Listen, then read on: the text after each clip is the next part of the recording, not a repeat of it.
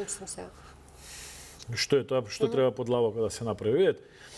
Треба судскиот совет комплетно да се рекомпонира. Според мене треба да се донесе нов закон за судски совет, во кој што ќе заврши мандатот на овој судски совет, ќе се избере нов судски совет, но со надлежности да спроведе и малци проверка на одредени судски процеси и случаи кои што се случувале минативе 5, 10, 15, 20 години.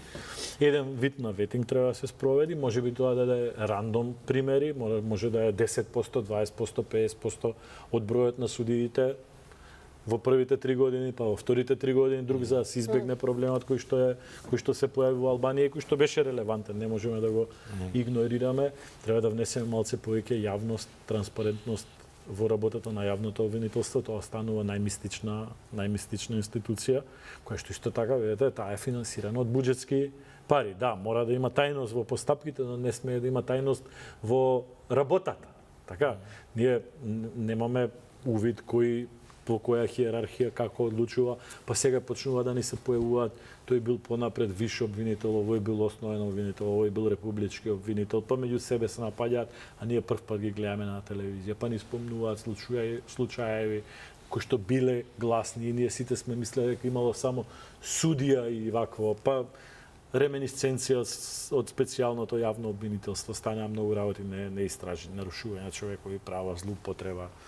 Ако сакате и во делот на злоупотреба. А да не се толкова дека владата е таа што сега сака да ја преземе функцијата на обвинителство. Не треба да ја превземе владата, не смее да ја превземе функцијата, но таа институција мора да стане потранспарентна. Треба да видиме, така, треба да има некакви постапки внатре.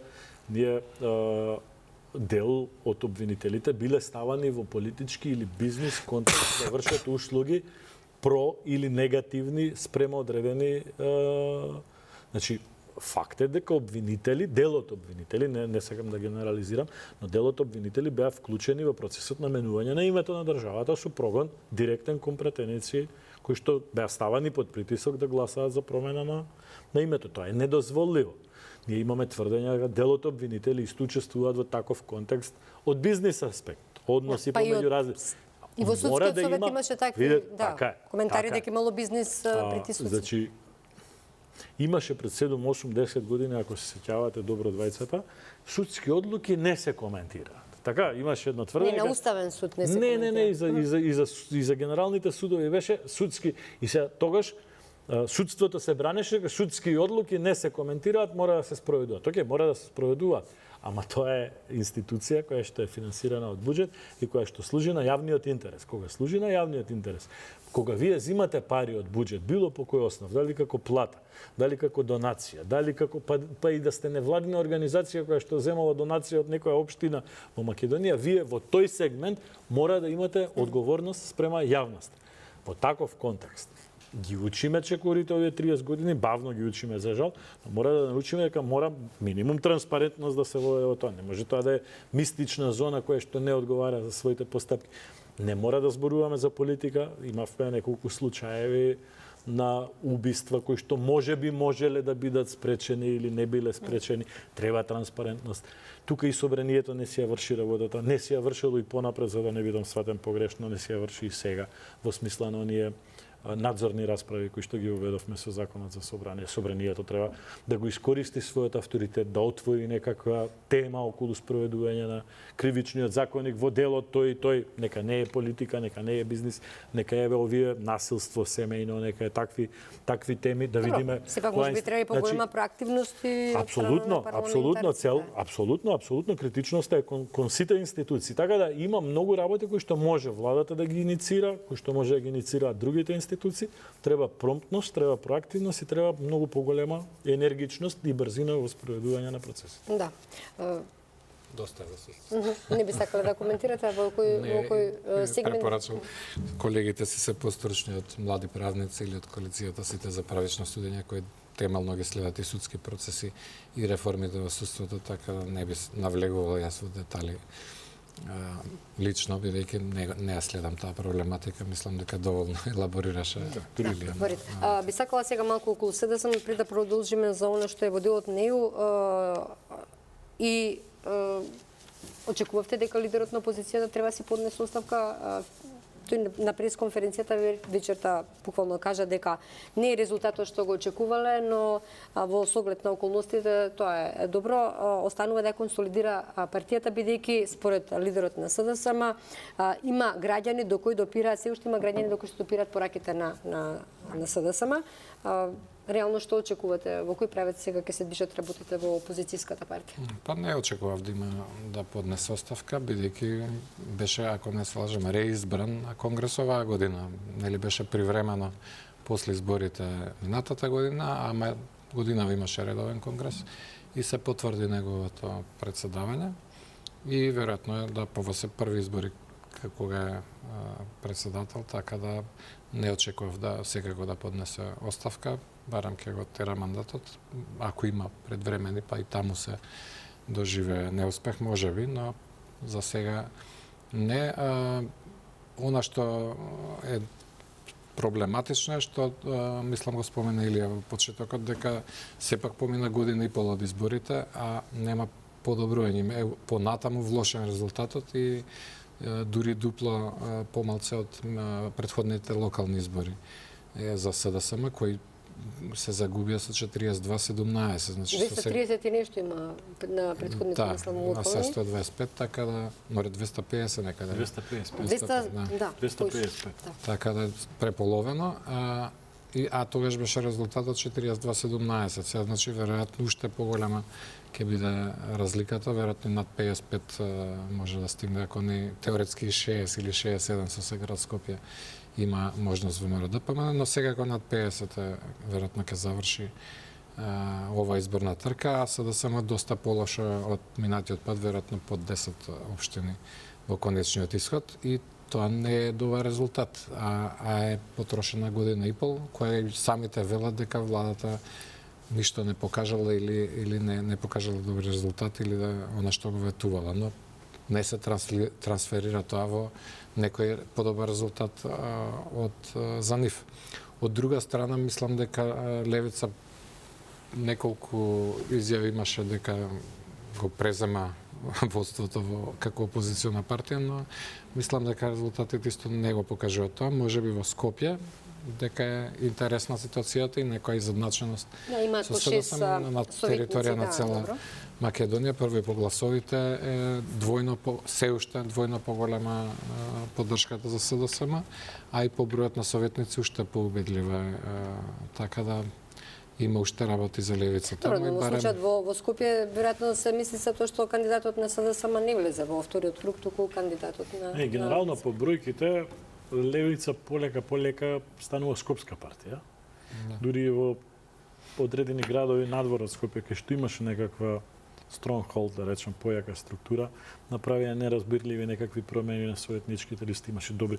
Во Велес има добра советничка листа, ниту еден од досегашните советници не го повторија, па останаа на истото, го намалија бројот на гласови што го имаа претходно, неразбирливо за никого во мојот град. Еве ви го кажувам како пример тоа. Така да стана скопска партија која што не може да биде all around. Мислам дека Левица веќе 3-4 изборни циклуси најавува раст, а тука е бројката. Сега и парламентарни, и локални, и парламентарни, и локални.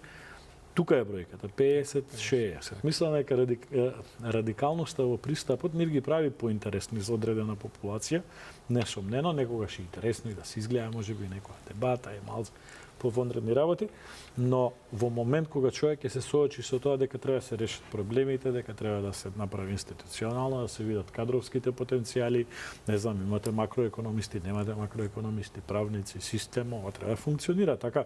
Треба утре 10 луѓе да влезат во јавно комунално предпријатие Скопје да го организира. Левица хипотетички шанси, Амар Мециновиќ повтори круг. Нема, на крај видите, таму во Советот е јасно мнозинството веќе функционалноста на градот е доведена во прашање, овие јавни предпријатија десетина треба да се реорганизираат. Левица не покажува капацитет во таа смисла. Не велам дека нема, нивна работа е дали имаат или немаат, не ќе да бидам сватен погрешно, но не можат граѓаните да го видат тој капацитет. Може би да не се случеше Данела во Скопје, може би ќе беше полесна можноста, малце е антилогика ако ме следите, но да не се случеше Данела, може би граѓаните на Скопје ќе имаа поголема храброст да направат некаков експеримент. Во овој случај, функционалноста, базично збирањето на ѓубрето, движењето на автобусите е доведено во прашање и мислам дека граѓаните ќе изберат повеќе солуција to play safe. Значи имаме човек кој што Да не се повтори ситуацијата Да, имаме човек кој што во својата општина покажал кредибилни резултати, функционална општина, познавање на систем и така натаму. Од друга страна, имаме лик кој што може би е интересен, но е too new и може да биде експеримент. Сега е пратеник, секако не бил на таква позиција, за да можеме да процениме дали... Несомнено, не сакам јас да... Сепак, јас сум субјективен, не можам да бидам објективен, заради тоа што сум член на таа политичка партија, без разлика што немам никаква функција нити во власта, нити во партијата, но мојата проценка е таа, дека сепак левица дојде до некој плафон и неколку изборни циклуси не успеа да надмине заради тоа што левица не сваќа дека методите кои што ја доведоа до ова ниво ја кочат за да расте погоре. Значи она веќе не може да расте доколку ги задржи методите кои што ја доведоа до тука. А нив им се интересни методите заради тоа што им по оваа логика Дубовски на власта сега би одговарале предвременни избори бидејќи велите левица се уште не може да се искачи на тоа ниво? Зависи власта што е приоритет. Не велам дека не ја одговараат на власта. Власта доколку оди на избори може и да го подобри своето учество во процесите на одлучување, како што објаснивме и за општините преска. Че бројот на пратеници кои што би ги имала власта, дури и да нема поместување кај ВМРО ДПМН, ќе има поместување кај ВЛЕН. Очигледно е. И заради Баден-Теров. Да, но мислам дека власта сега мора да прати порака дека е концентрирана на она што им е приоритет на граѓаните, не тоа што е приоритет на власта. Во тој аспект и јас не очекувам да се случат предвременни избори. Да. Да одиме на следната тема. Би сакала пред уставните измени, ја слушнавме пораката на вице-премиерот и министер Николовски дека во Велика Британија сериозно се посветена на реализацијата на договорот влада со влада околу брзата железница или изградба на неколку железнички пруги. Што очекувате реално, Кажаловски, бевте во една дебата тука, дебатиравте околу ова стратешко партнерство, имавте, мислам, тогаш некакви резерви. Реално што очекувате? Бидејќи тогаш дилемата беше дали ова ќе биде замена за ЕУ, ова стратешко партнерство или не, како гледате сега после неколку месеци од тогаш, да? Ако добро се сеќавам и тогаш коментарот повеќе ми беше од аспект на корупцијата и реферирав на Бехтеленка случувањата, дека и ден денес не можам да разберам, а ни да прифатам дека ако сме направиле последниот автопат што го има направено Демир Капија Смоковица 33 километри начинал 6,3 милиони евра по километар со 3 тунели, со 4 моста и со сите европски стандарди и процедури направен, дека сега треба да следниот кој го потпиша претходната влада за 100 километри треба да начини 1 милиарда и 500 милиони евра. И прашање дали толку ќе биде, бидејќи сега има и нови моменти, колку што разбрав, и едноставно не можам да разберам зошто воопшто некој го потпишал тоа во наше име, бидејќи тоа се наши пари на крај од буџетот, кои со години ќе треба да ги плаќаме и да се позајмуваме за да ги обезбедиме за да се направат. Зашто? За во поголем дел од случаите работи што релативно добро функционира. Битола, Прилеп, и сега е 100 километри е ограничувањето, освен на 2 километри. Нема, таму патот е катастрофа. Таму треба нов слој асфалт и евентуално проширување од еден експресен пат. Тука дозволете да се скара. Ајде. Значи сите правци во Македонија, кон Струмица се направи, до Радовиш, експресен пат, до Струмица солиден пат, кон Кочани се направи, кон Паланка се направи. Експресен, не автопат. Гергелија, автопат е до Штип. Табановце, Богородица имаме. Се прави западната трансферзала. Не можеме ние двата најголеми македонски градови, Битола и Прилеп, да ги оставиме неповрзани со државата. Катастрофа е патот и до Прилеп и од Прилеп до Битола. Тие се два најголеми македонски градови. И ако сакате историски контекст, без тој регион во оваа држава немало да има ни Линденско остание, ни партизанско движење, ни ништо. Ни ништо. Така да, дополнително, тој регион има економски потенцијал. Тој регион има гранична линија преку која што исто така живеат македонци. Треба и од тој аспект да ги гледаме работите. И кога стана збор за патот спрема Прилеп и Битола, мислам дека треба и оној дел кој што недостасува од Фариш до Прилеп, треба да биде врвен приоритет на владата. За другиот пат не сакам да зборувам. До Прилеп да се договориме, во ред нека има автопат, но од Прилеп до Битола и вака нема никаков проблем со протокот на возила, со брзо стигнување и слично. Зошто би имало автопат до Штип, а да нема до Прилеп? По кој стандард?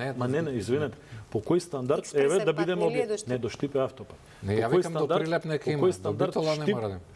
Не викам дека Прилеп е побитен од Штип. Добре. Но по кој стандард до Штип има, а до Прилеп нема? А нека има, викам. Ама од Прилеп до Битола немаше потреба. Еве нека има и до Прилеп Битола. Ама не може да кошта 15 милиони евра. Прилеп, да повторам, Прилеп и Битола се двата најголеми македонски градови со екстремно голем потенцијал економски. Тие се на некој начин хранители на државата, најголемата земјоделска површина, и 70-80% од енергијата во Македонија се произведува таму. По GDP, ако ги мерите, по нивниот учинок кон државата, веројатно ќе отскокнуваат од сите други. Минус Скопје, кај што се концентрирани седиштата на Телеком, ме разбирате.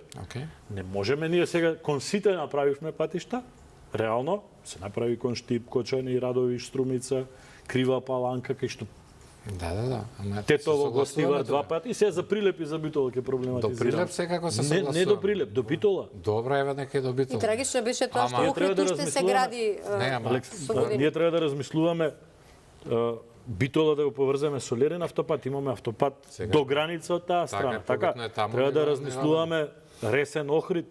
Димовски, сакате да кажете дека некој не размислувал или дека размислувал па така му чинил? Видете, имаше, јас ќе ви кажам лично искуство, поради тоа што имало пратеници кои што лобирале за тие патишта кон Прилеп, кон Битола, секогаш толкувањето било дека се економски неисплатливи и така натака, се зимале тие параметри, не се зимале параметрите дека потенцијалот се гуши заради недостатокот на патишта. Така да во тој дел не спорам делот со Бехтел, Енка, тежината на договорите и така натака, и тука не навлегувам, и јас имам многу прашалници во главата, но во аспект на потребата за градење на патишта, мислам дека ние сме во моментов најнеразвиени во целиот регион. Океј, се согласуваме и до Битола, и до Лерин, бар до граница. Нека бидат и треба да бидат автопати, и потоа и до западната до Охрид, не е спорно. Но го спомнав Демеркапија Смоквица за 6,3 милиони, пред неполни 5 години отворено, а некоја година пред тоа беше Скопје од Миладиновци до Штип, од Скопје до Штип, за 4 милиони евра, конечно, завршна сметка.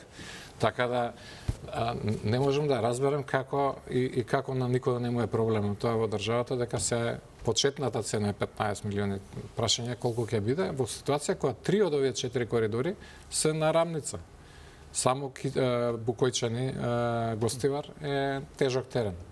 Значи Битола, Прилеп, Тетово, Гостивар и Ќафасан, Требеништа се на релативно рамен терен. Така да не можам да разберам. Ќафасан, Требеништа, мислам дека е некој проблем со УНЕСКО. Да, тоа е друго, ама самиот структурата на теренот не може да, сакам да кажам, не може да чини толку. Критикуваа дека зошто сега тој коридор кога нас ние апропо не обвинување српски свет и така натаму, како гледате на токму на тој проект со брзата железница? Добро, тоа е слично, ја го гледам тој аспект, дали ќе се искористи, не е спорно дека треба да се направи, и не треба да биде 80 или 60 ограничувањето, треба 150, 200 да збориме. Да, ако веќе се троши пари, ако се прави, нека се направи како што треба. Ева Шпанија водечка во Европа за брзи пруги, за Кина да не збориме. Значи, Кина е веќе далеку пред... Имаше експерти кои што тврдеа дека тој не би бил исплатлив, дека во некои други држави Европската унија давала пари, ние тука сега се задолжуваме за сами да го правиме тој коридор. Во тој контекст, дали држате тие критики? Да, секако држат, ама и во Кина е неисплатлив. Ама државата смета дека тоа мора да се направи за да се стимулира сет друго. Бидејќи без поврзаност, да е исплатлив, би го граделе приватњаци, кои што би правеле бизнисот. Тоа и би било окей, како што во други сегменти во државата има приватна иницијатива, приватни бизниси, така исплатливо е да имате банка. Така, исплатливо е да имате железара, исплатливо е да произведувате цемент, но не е исплатливо да градите патишта приватно. Во некои држави, во еден златен развој на Европа, во некои од државите од соседството имаше изградба на приватни делници, јавно-приватно партнерство. Во Грција се уште има делниците Конатина, различни компании ги одржуваат и ги наплаќаат и така натака, но треба да сватиме дека изградбата на базичната инфраструктура, во која што не спаѓа само железница и патишта, спаѓаат и енергетски објекти, се веќе и од стратешко национално значење.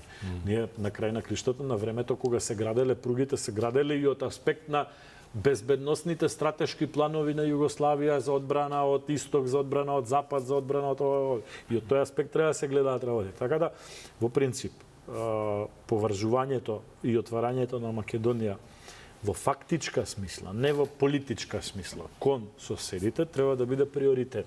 Ако тоа е брза пруга кон Грција, ако тоа е пруга кон Бугарија, ако тоа е автопатско поврзување Струга, Ќафасан, Тирана и така натаму, тоа не треба да биде воопшто дилема. Значи, не е нормално да ви треба 3,5 сати да одите до Софија, е 240 км од Скопје. Не смееме да го Да, тука имаше најави дека тие ќе го исполнат делот од договорот. При крајот на емисијата сме, еве ќе ги споменам уставните измени, нели се отвори таа дебата со нели резолуции за црвени линии, ја предложија СДСМ, власта најави своја.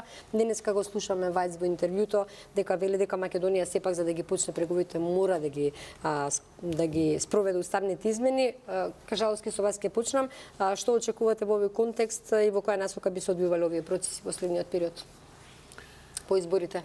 Кога власта велеше по нова година ќе се инициира тој диалог со Бугарија? Верувам дека се создадени услови у смисла на завршија локалните избори, бидејќи еден од изговорите претходно беше нели не очекуваат избори, не се расправат сензитивни теми во таква ситуација, особено со исходот, и го спомена веќе тоа Илија, се има отворен фронт, да речем, владата да делува на повеќе работи. Едно е реформските работи, правосудство, решавање и слично, или агендата за раст, како се вика планот за раст на Европската унија, кој му треба бајаги забрзување, бидејќи доснеме.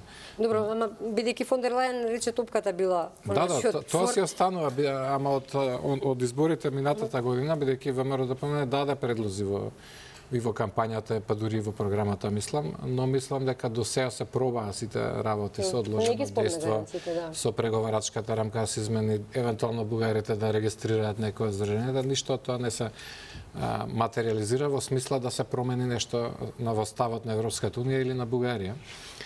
Така да сме во некој дедлог. Од друга страна, ВМРО ДПМН ги доби изборите на таа карта во голем дел, ја би рекол.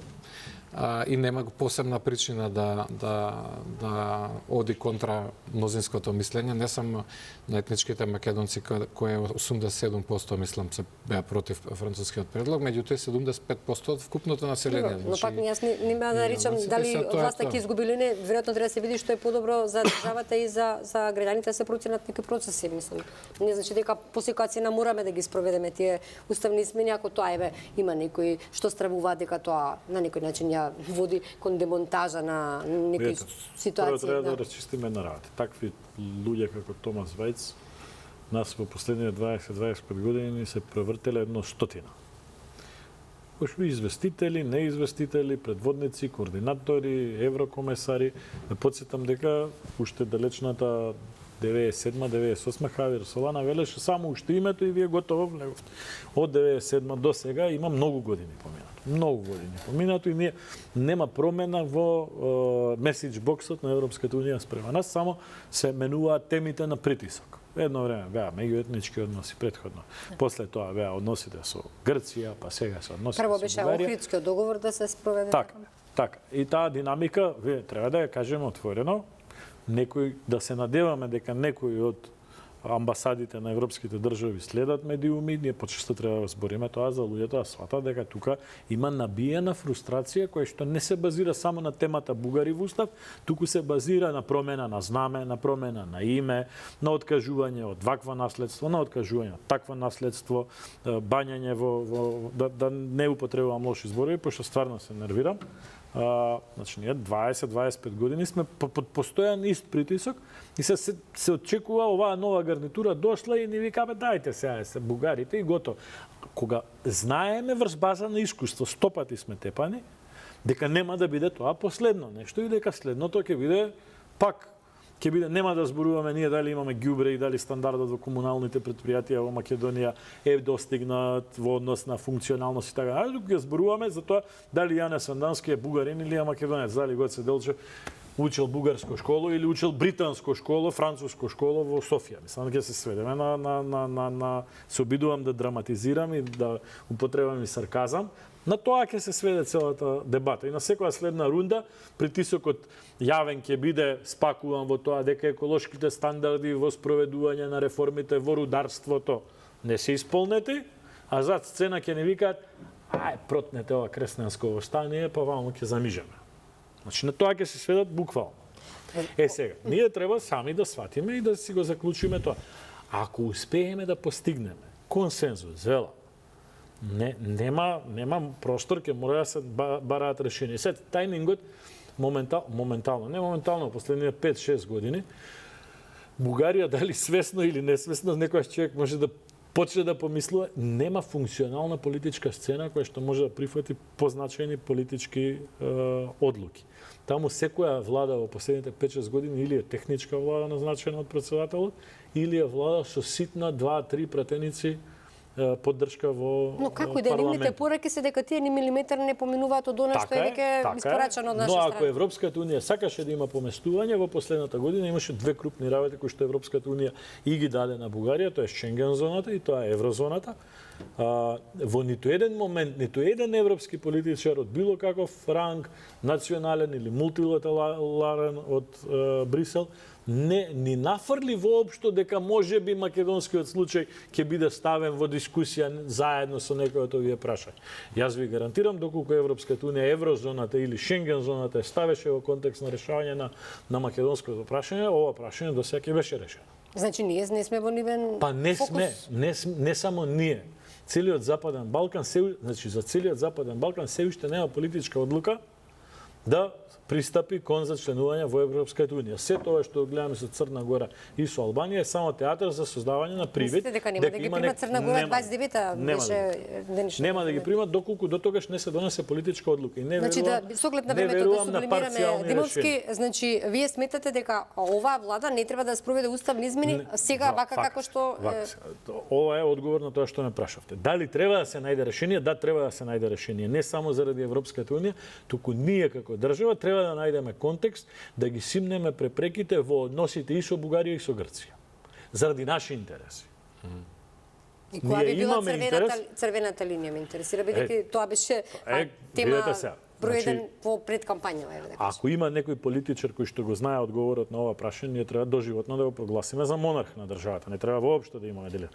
Но ние имаме институти за историја, институти за јазици, имаме институти за одбрана, имаме сето тоа треба оваа држава да го структурира и да функционира во смисла на пронаоѓање на решенија. Дали е наш приоритет да ги кутнеме границите кои што ја обкружуваат Македонија? Да, тоа е наш интерес. Дали членството во Европска унија е крајниот и стратешки интерес на државата? Не. Тоа е метод како да се оствари крајниот и стратешки интерес на државата, тоа е да имаме функционална држава која што ќе значи подобар живот, поквалитетна, која што ќе функционира во просторот и културен и образовен и јазичен, во кој што функционира, ќе се надминат стереотипите, различностите и така натаму. Од тој аспект да треба да се бара решение, не треба ние да се затвориме сега, треба оваа влада да најде начини како да комуницира. Оваа влада треба да најде начини како да комуницира со бугарското општество. Оваа влада, не зборам, оваа влада како политичка влада на ВМРО-ДПМ, туку оваа држава, еве да се, како држава, ние треба да најдеме начин како да комуницираме со бугарското општество. Многу од луѓето кои што се decision makeri во Бугарија потекнуваат од Македонија. Треба да им пристапиме на тие луѓе без разлика на диференцијациите во етничкото чувство. Тие луѓе се од Коштур, тие луѓе се од Лерин, тие луѓе се од Скопје, тие луѓе се од Штип. Голем дел од политичката елита потекнува од Македонија, голем дел од академската елита во Софија потекнува од Македонија, голем дел од воената елита, од спортската елита, од културната елита во Софија потекнува од Македонија. Ние треба да најдеме начин да искомуницираме со тие луѓе.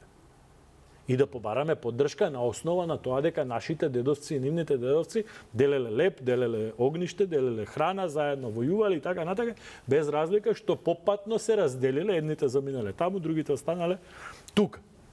Треба да ги бараме тие решенија, но велам, јас не пледирам дека јас сега го имам имам формулата како сето тоа да се најде. Велам дека мора да најдеме решение не ради Европската унија, заради тоа што нас тие две граници ни сметаат. Ние во ваков контекст сме угушени. Тие две граници ни сметаат. Во обединета Европа ние треба да најдеме концептот за обединување на културниот простор. Кажаловски? Па не може подобро да се каже од ова што кажа Илија, да не расипам нешто од ова. Генерално да, мене почна ме нервира ригидниот став на Европската унија, но очигледно дека таа но што доколку еве хипотетички отидат Албанија, Црна Гора, тоа не е ли проблем после за Македонија? Еве видовме и за роамингот. За нив ќе има, за нас има најави дека нешто ќе се направи со Европската унија. Ајде да видам уште малку порадикален, ако ми дозволи Кржаловски. Имаме уште многу малку време само. За жал. Војната во Украина ќе ги одреди приоритетите на Европската унија. Во зависност од тоа исходот дали ќе биде во полза или на штета на Европската унија, тоа ќе значи забавување или забрзување на процесите. Во моментов, ниту една одлука тука, во Скопје, во Подгорица, во Тирана, во Белград, во Сараево, во Софија, во Атина, не значи никакво поместување на работите на нашите членство. Одлуките се од стратешки карактер во овој момент. Ние може да играме за привид, може да правиме мимикрија, може да глумиме и така натака, но клучните одлуки се носат на друго место. Она што претходно ви го кажував е тоа што треба да го имаме па ние во глава како наши стратешки приоритети. Извини. Генерално тоа е тоа. И очигледно ќе потрае тој процес додека не се развијат еве особено односите со Бугарија, бидејќи гледам приличен застој има таму во дипломатијата и време е да се откочи таму да има некаква комуникација и тоа ќе донесе до некои промени, до некои решенија. Она што се направи во минатиот период прилично ми ги сруши позициите и тоа е дополнителен проблем во бидејќи нели секогаш ќе викаат кај нас има консензус во Бугарија. У најголем случај 4 гласа имаше против, а сите други се одлуки за Македонија се донесе со консензус, кај вас сте поделени. И не за џаби на нив им пишува Соединението е прави силата или на србите. Мислите дека тоа е слабија нашата позиција? Па нормално. Да според ова што го кажавте и вие. Консензус, а се пропушти можноста на самитот во Мадрид, кога Пендаровски, кој беше председател, најави дека ќе има консултации по тој предлог, ама тоа се пропушти за 15 дена, се донесе одлука. Добро, ќе потрае, значи овој процес, ако јас добро ве разбирам. За жал не истече времето за емисијата, мораме да го почитуваме. Ви благодарам што бевте дел од Само вистина. Почитувани и вам ви благодарам што не следите. Останете со Камелот.